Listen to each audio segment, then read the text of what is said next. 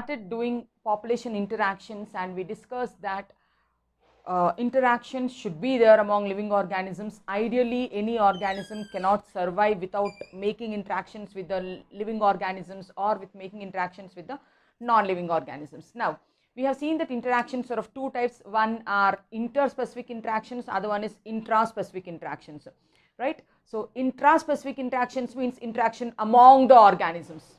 Interspecific interactions means among two different species. We can take the example like this, right? So, if this is one species, if you are taking red colored one is one species and the blue colored one is another species. If there is interaction between two different species, then they are called as interspecific interactions. If it is the interaction among the similar type of species, then such type of interactions are called intraspecific. Among the same species, intraspecific. With two different species, interspecific interactions. Interspecific interactions, they are of 6 types. And then we have seen the 6 types of interspecific interactions as, so the first type of interspecific interaction, so let us see when they are among the species, what will happen to species A. There's a table in NCERT, right? So, the species B, and then the type of interaction, right? Now, if we go with the type of interaction predation, in predation, the predator is benefited. So, means species A is benefited, whereas species B is the prey, is being killed, is being harmed. So, minus. Now, another type of interaction is parasitism. In parasitism, parasite, it goes into the host for taking the food and nutrients and all those things, making the host vulnerable, susceptible for diseases, making the host weak. Okay, so that means parasite gets benefited, means one species gets benefited, whereas the host is becoming weak, right? So then the host we can give minus. Then if we go to the other type of interaction, commensalism. In commensalism, so one species will get benefited, but without harming the other species. So without harming the other species, so we have to take it as neutral, 0. Okay, this is the other type of interaction. Now, one common point for all these 3 interactions, one is predation, second one is parasitism, and third one is commensalism. In NCERT, there is a line telling that one common feature, characteristic between predation, parasitism and commensalism is that both the species should live close to each other, in close proximity to each other to establish these interactions. So, what is that they have given in NCERT? They told these 3, one common feature for these 3 interactions is, so one common characteristic for these 3 interactions, predation, parasitism and commensalism is, what is that common character? Like both the species should live close to each other to establish an interaction. So this is a common point between these 3 interactions. Now when we go to the 4th type of interaction, which is called as mutualism or symbiosis, or we can call it as mutualism. In mutualism, both the species are getting benefited. So this is also getting benefited, species A, and species B will also get benefited. So if we take legume is getting benefited by the rhizobium. Rhizobium is also taking food from the plant. Both are benefited. Now next one, if we have to go, it is amensalism. In amensalism, one species is harmed without affecting the other species. This is interaction for amensalism.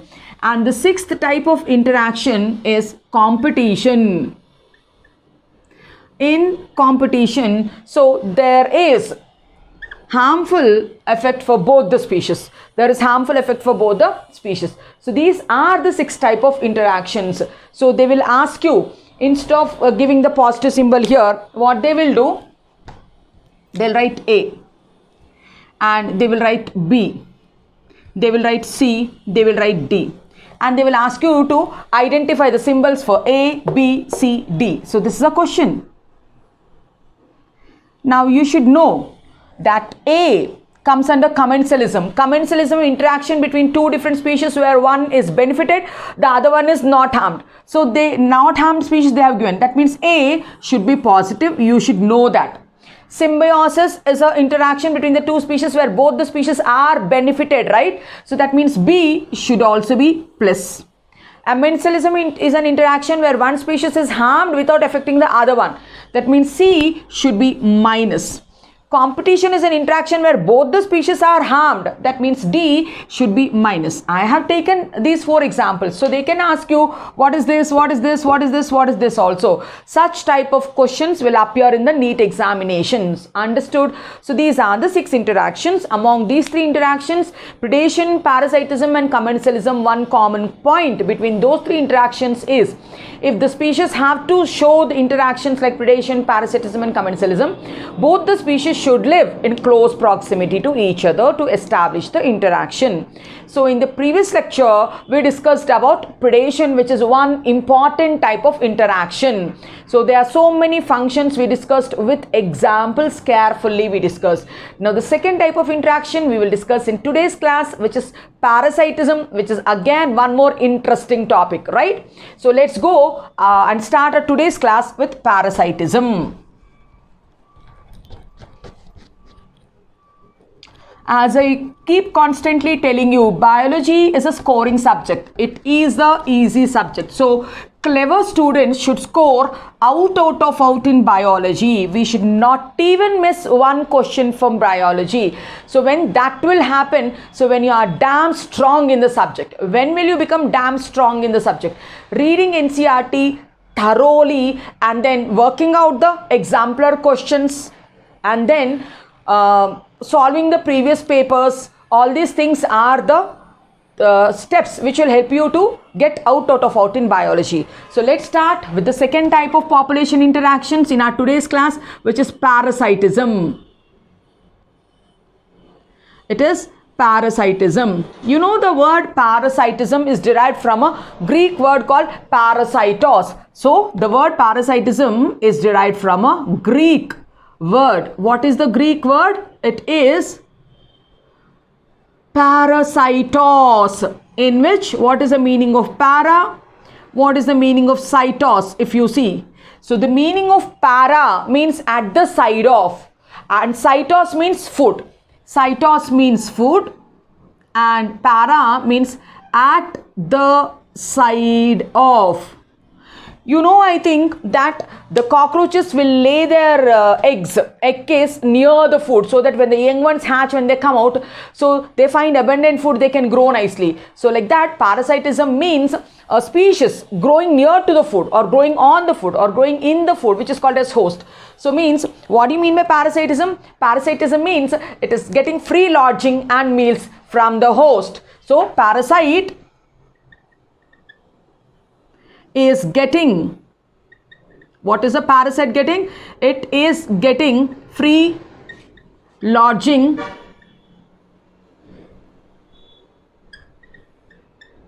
and meals from whom? From the host, is called as a parasite. Means we can tell parasite as the one feeding in another plate. So means parasite, what is parasite?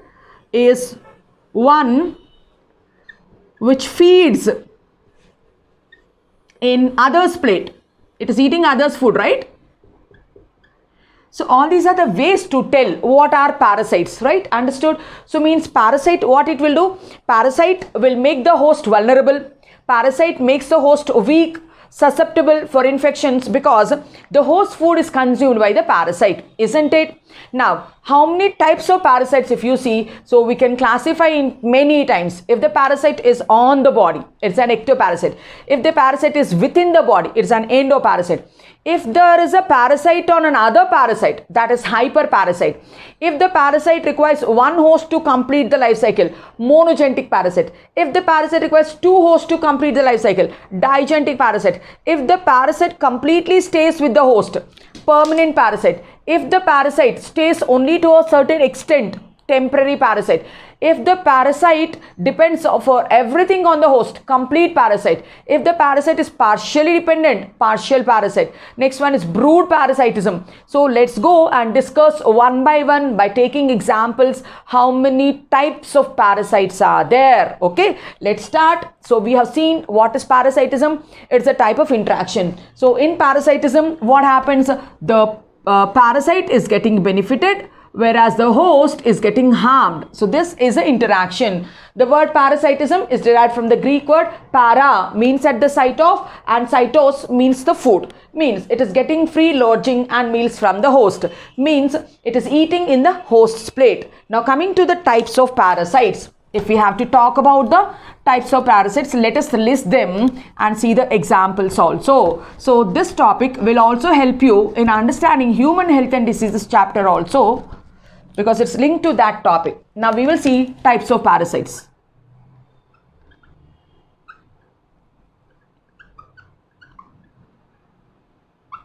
Now the first type of parasite is ectoparasite.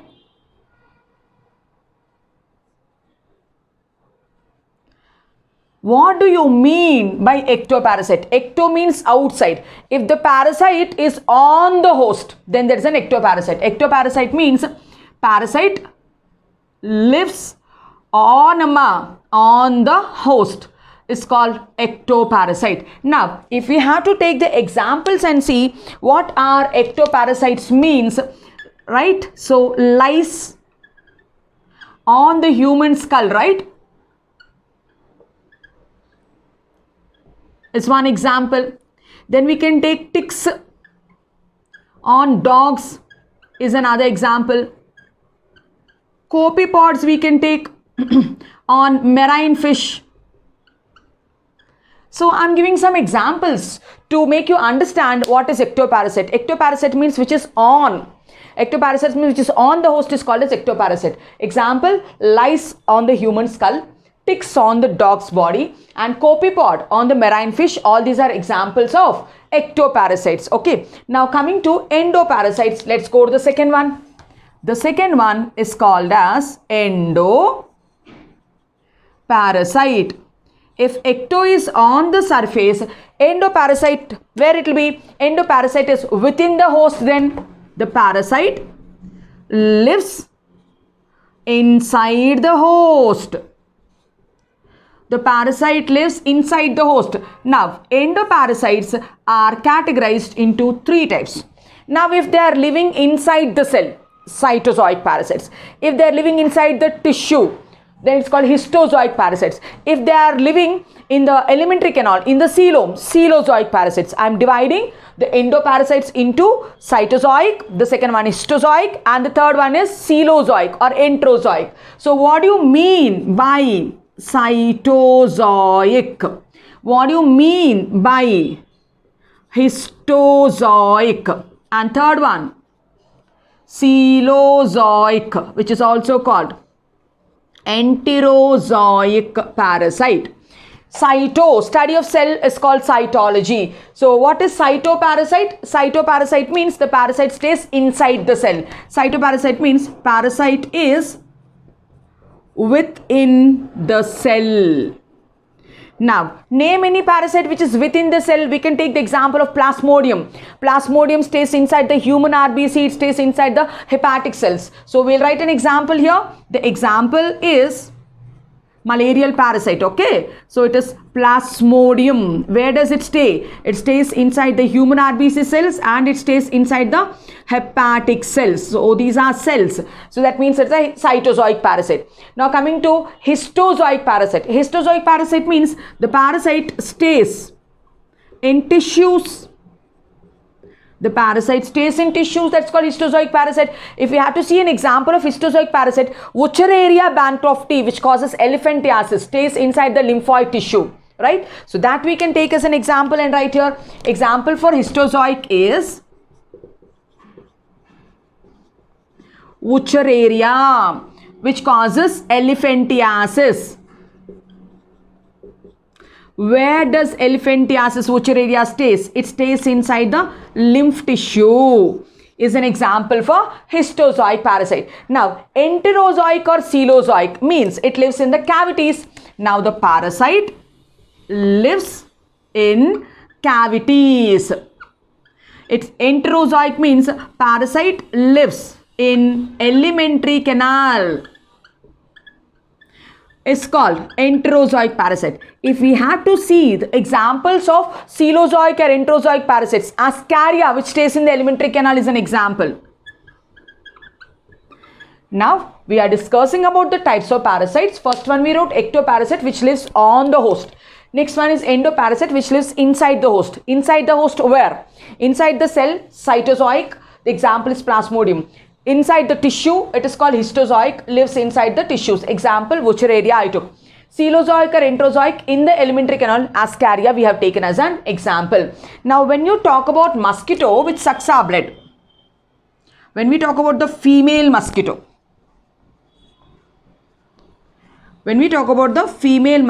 which sucks our blood, it bites and it sucks our blood. Now, come on, tell me, is it a parasite? The question in NCERT, female mosquito, is it a parasite? Now, what do you mean by parasite? We have seen in the previous board that parasite is the one which is depending on the host for the food. Now, mosquito is phytophagous, means mosquito, the food for the mosquito is the nectar, honey and the plant stuff. So then why it is biting us and taking our blood? That too, male mosquito is not biting us, female mosquito is biting us. Why it is biting us? And that too we are telling, is it a parasite? Means my answer here is female mosquito is not a parasite. Female mosquito is not a parasite. Then if it is not a parasite, why is it taking our blood? So then if it is not a parasite, what is the food for it? I told you the food for male mosquito also female mosquito is the plant sap only, plant nectar only is the food. Then if it is having its food, then why it is biting us? That too, why female mosquito is biting us? So the female mosquito needs protein to lay the eggs. When it has to lay the eggs, it needs protein. So it knows that our blood contains plasma proteins. Our plasma proteins it wanted. So the female mosquito sucks the blood as it needs proteins to lay eggs. From our blood, is it taking nutrition? Absolutely not. Then what it is taking from our blood? It is taking plasma proteins from our blood. Why does it require those proteins? It requires proteins to lay the egg. Egg is a rich source of protein. For laying the eggs it needs. So that's why female mosquito is not a parasite. It is not a parasite. So what did we discuss here? We discussed about ectoparasites and endoparasites. We can also discuss what are hypoparasites, what are monogenic parasites, what are digenic parasites. Let's go on. So the third type of parasite, we will go with hyperparasite. What do you mean by parasite? Parasite means which is on the host, which is depending on the host for the food. Then what is hyperparasite? So a parasite on another parasite and that parasite is on the host is called as hyperparasite. Excuse me. The third one is hyperparasite.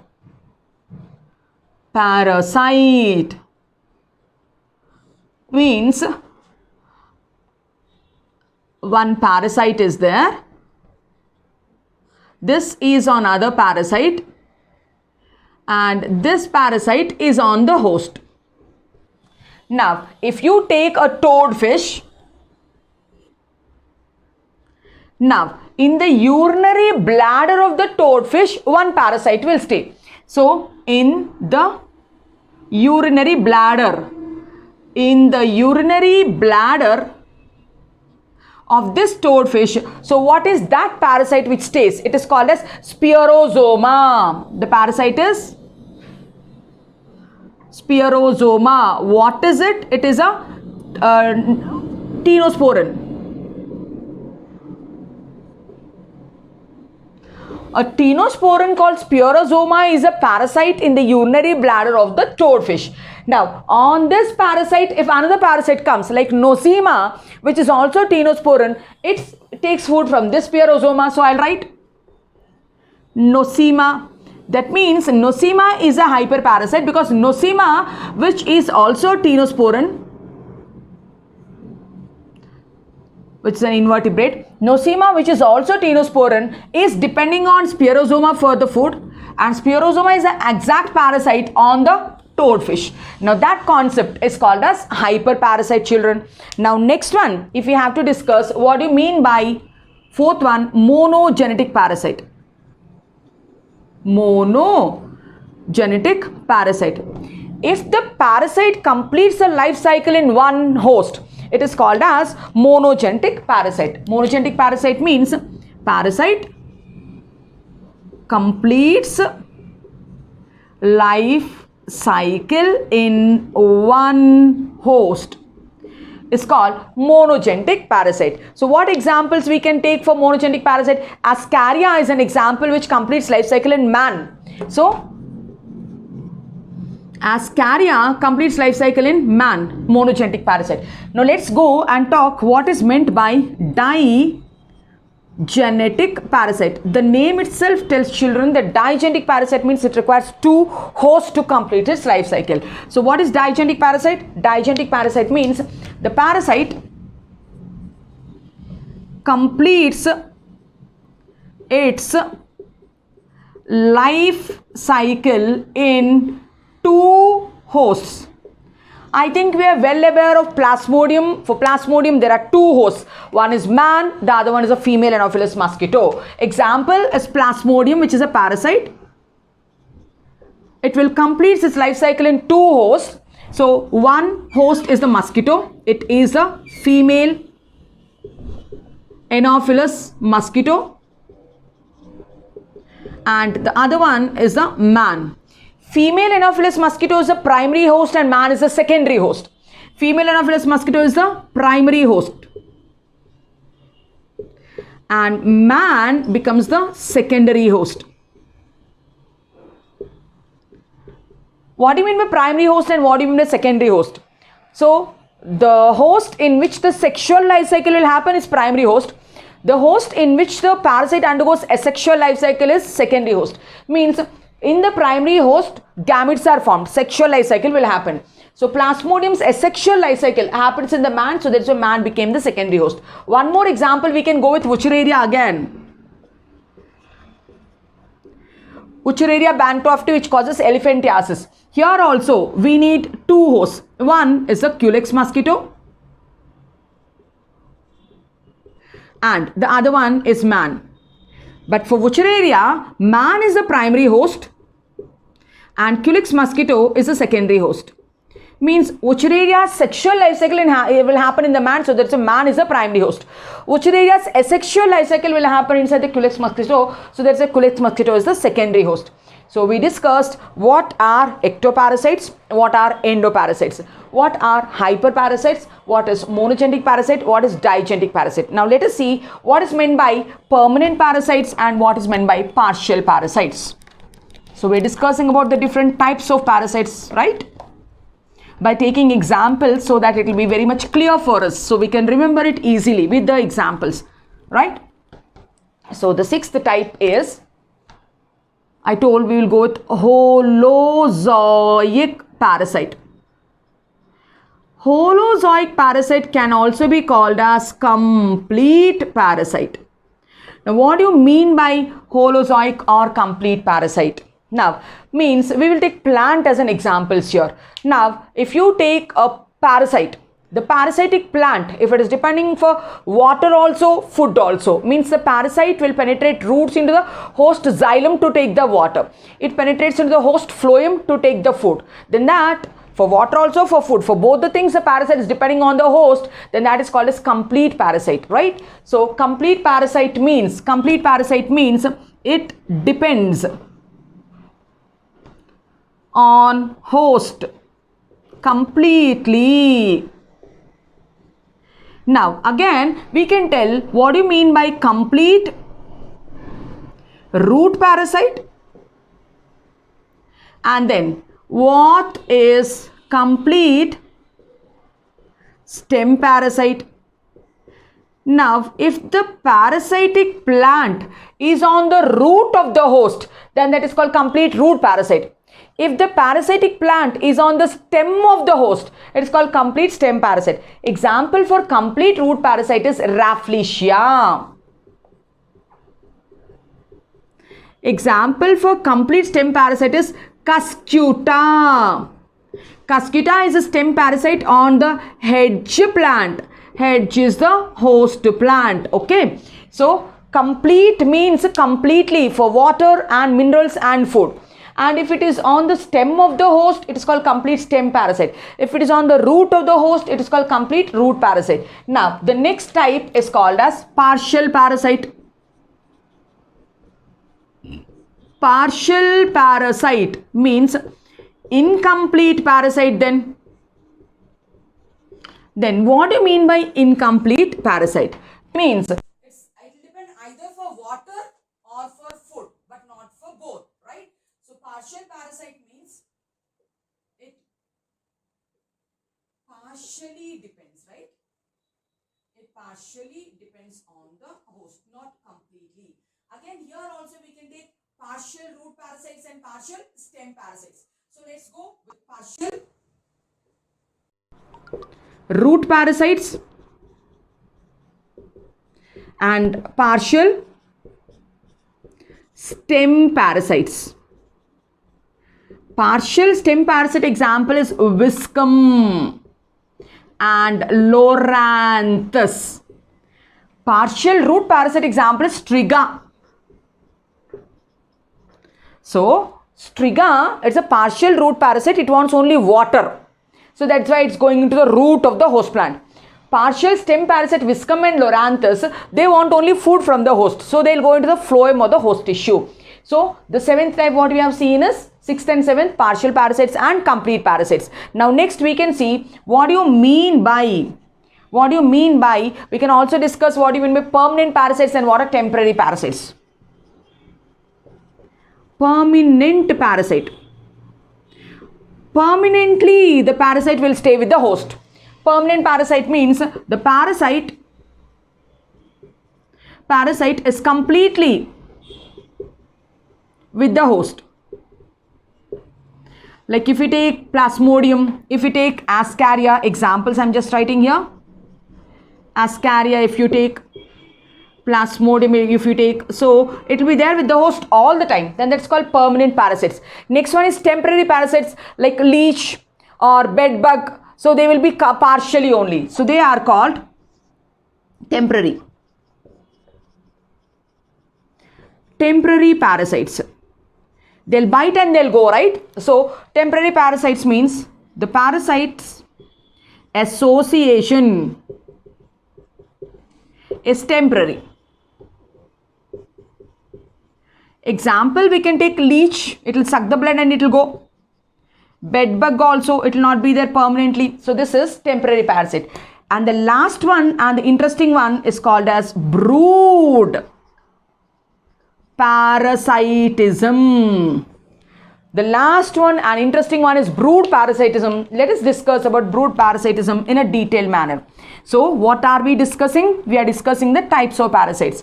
We talked what is ectoparasite, what is endoparasite. We talked what is monogenetic parasite, what is digenetic parasite, what is complete parasite, what is partial parasite, what is hyperparasite we have seen. And then we have seen what is permanent parasitic association, what is temporary parasitic association. I think the last one we were discussing what is that? Brood parasitism. Let's go with brood parasitism. Very good example of brood parasitism is the quail and the crow. Okay. Now, quail and the crow, they appear like similar forms only. Quail will lay the eggs, but quail will not breed the eggs. Crow will lay the eggs also, it will breed the eggs also. Now, this is a crow's nest.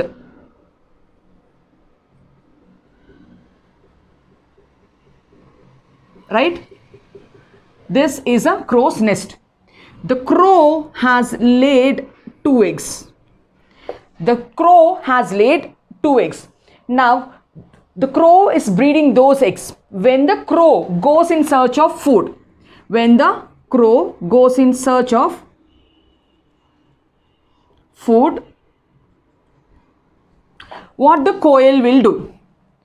The coil will come and lays its eggs now. The blue colored one is a coil egg.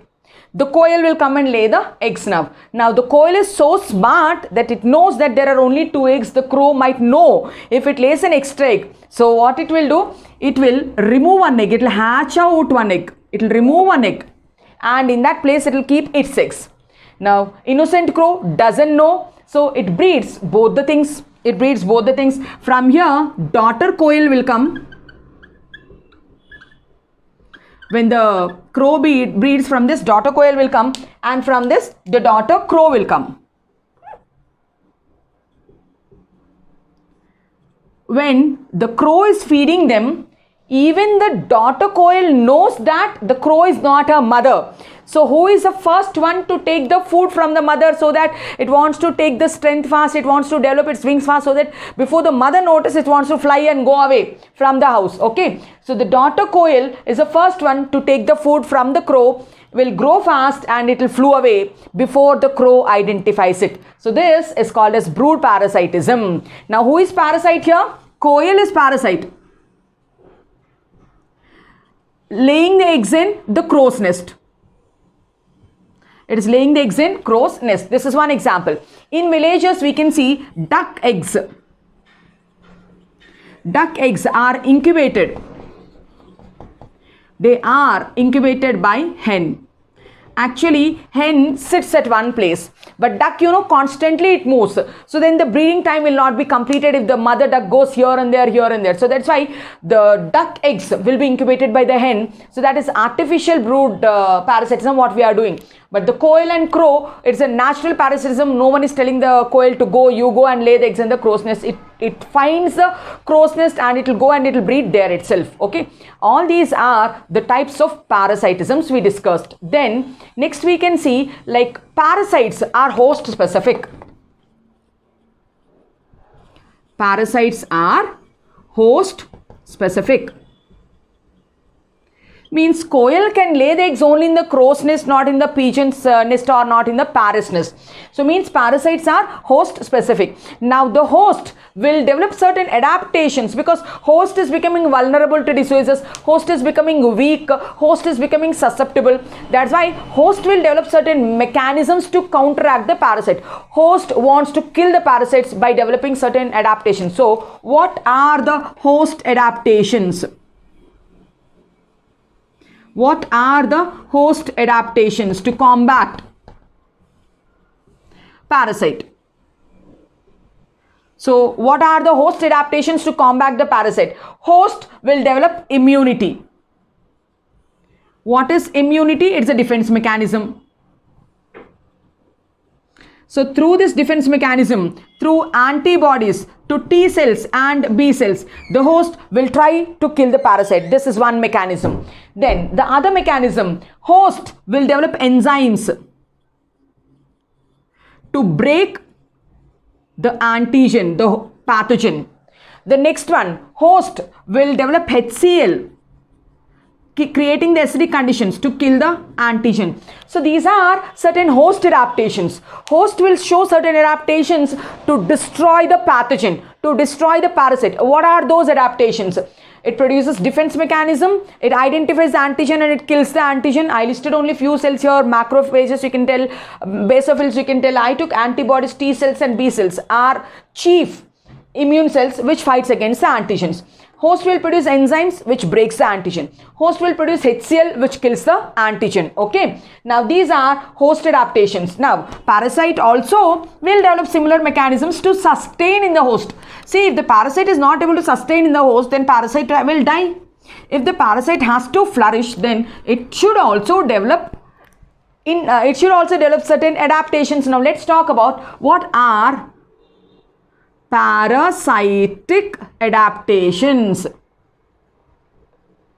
Why the parasite has to show adaptations? For its survival, it has to show adaptations. What are the parasitic adaptations? Now come on, think. Parasite is getting food from the host. Instant food is getting from the host, right? So if there is instant food packet, now will you go to the kitchen and will you cook it, or you will just stir it, keep inside the oven, heat it and then sit and eat. We will do this thing only because this takes time we have to consume our energy also here. So in the same manner, parasite, when it's directly getting the food from the host, does it really require digestive system then? No. So all unnecessary things it will lose. That means the first point under parasitic adaptation we can write like loss of digestive system since it is getting direct food from the host. So let's write down the first adaptation is loss of digestive system. Why is the parasite not having digestive system? Because it can directly take the food from the host. So why? Because it can directly take food from the host. Simple food it can take from the host. Now, next one. So if the parasite is within the body, does it require eyes and all other sense organs? If it's staying inside, it can't notice what is happening outside. So loss of sense organs is also a parasitic adaptation. Loss of digestive system. We can also write loss of sense organs. So why it is losing sense organs? They are not required. They are not required by the parasite. Okay. Now, we know that our immune system is there. Host immune system is there which will try to kill the parasite. So then the parasite in counteraction, it has to have high reproductive potential so that it can produce many offsprings. At least if some offsprings are killed by the immune system, the remaining young ones will sustain, right? So that means its reproductive potential is very high. So that we can write down its reproductive potential is high. Its reproductive potential is high, we can write, right? For example, Ascaris produces, 2 lakh eggs a day. Ascaris produces 2 lakhs eggs a day. And Taenia solium, tapeworm we call. Each segment of the Taenia solium is called proglottis. In each, how many proglottis? Like 500 to 700 proglottis segments will be there in Taenia solium. Each proglottis segment has 35,000 eggs, it seems. So, if we take Taenia solium, what is it called? Tapeworm. The body is segmented. Each segment is called proglottis. Okay. And each proglottis segment, how many proglottis segments are there? 500 to 700 segments are there. And each segment can release how many eggs?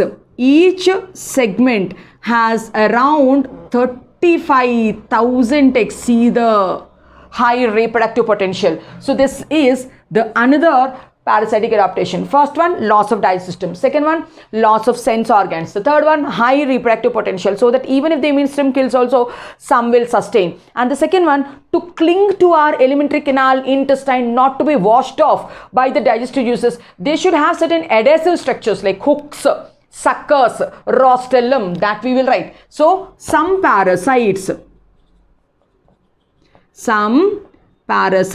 possess. What do they possess? They possess adhesive structures. What are the adhesive structures? Like hooks, like suckers, like a rostellum, so that they can cling to the alimentary canal, so that they can attach to the alimentary canal, so that they are not washed off by the alimentary canal. So this is one adaptation. They have adhesive structures, and some parasites will have cuticle. Some parasites have protective cuticle. Now this protective cuticle will protect the parasite from the enzymes.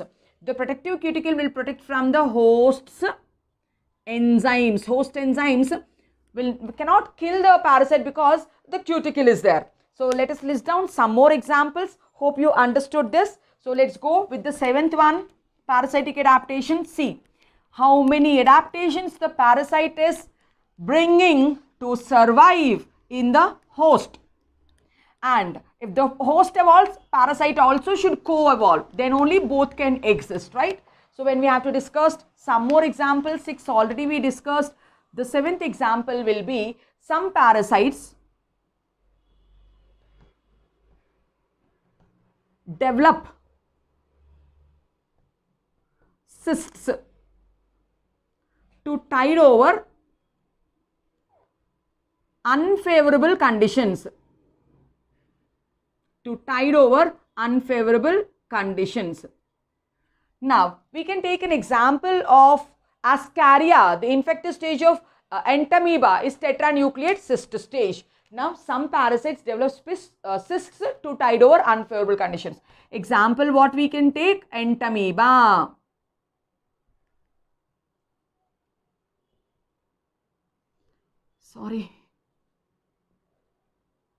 Entamoeba. What is the infective stage? Tetranucleate cyst it will make. Okay. Now, some parasites will produce anti-enzymes to digest host enzymes. That is one more adaptation.